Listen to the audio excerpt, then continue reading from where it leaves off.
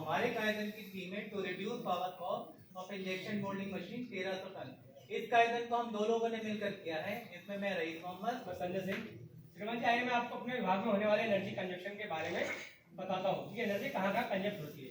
Injection moulding machine में, auxiliary instrument में, robot operation में, क्रेन ऑपरेशन में, कोल्ड लिफ्ट ऑपरेशन में, टेबल फैन लाइट इत्यादि में। श्रीमान जी आइए मैं आपको अपने काइजन से अवगत कराता हूँ। श्रीमान जी चिलर हमारी मशीन का एक ऑक्सिलरी इक्विपमेंट है। इसका कार्य मोल्ड के अंदर मेल्टेड मटेरियल को जल्द से जल्द ठंडा करना होता है। श्रीमान जी जो हमारा इसका स्टैंडर्ड टेम्परेचर था वो 20 डिग्री सेल्सियस था, और जब हम 1 घंटे मशीन को 20 डिग्री सेल्सियस पर चलाते हैं तो इसका जो पावर कंजप्शन आता है वो 64.657 यूनिट का आता है। श्रीमान जी चिलर हमारा बिल्कुल घर के एसी की तरह कार्य करता है। जैसे हम घर के एसी के टेम्परेचर को अगर घटा दें तो हमारा इलेक्ट्रिसिटी मीटर भी तेज तेज चलता है और पावर का कंजप्शन भी अधिक होता है। इसी प्रकार अगर हम इसके टेम्परेचर को बढ़ा दें तो इलेक्ट्रिसिटी भी धीरे धीरे कम होगी और हमारी पावर का कंजप्शन भी कम होगा।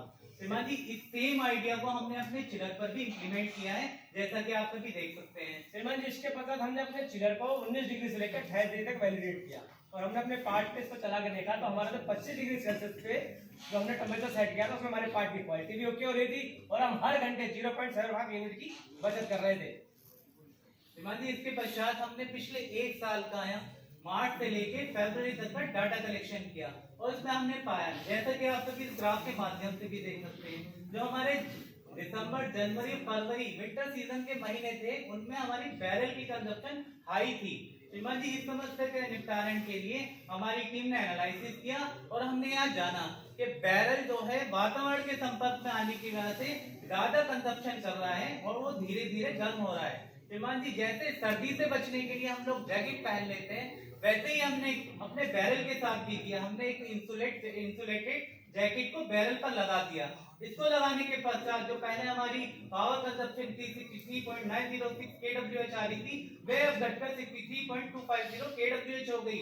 इस प्रकार हमने यहाँ पर हर घंटे 0.656 kWh की बचत की है। श्रीमान जी इतना ही नहीं, एनर्जी को और अधिक सेविंग करने के लिए हमने इंजेक्शन प्रोसेस को वैलिडेट किया। तो हमारा इंजेक्शन प्रेशर जो था 80% पे जब हम पार्ट चलाते थे 1 घंटे तो उसकी कंजप्शन 63.25 यूनिट की आ रही थी। श्रीमान जी जब हमने इसको 55 से लेकर 90% तक वैलिडेट किया तो हमने पाया 70% प्रेशर पे, इंजेक्शन प्रेशर पे हमारे पार्ट की क्वालिटी भी ओके हो रही थी और हम हर घंटे 0.345 यूनिट की बचत कर रहे थे।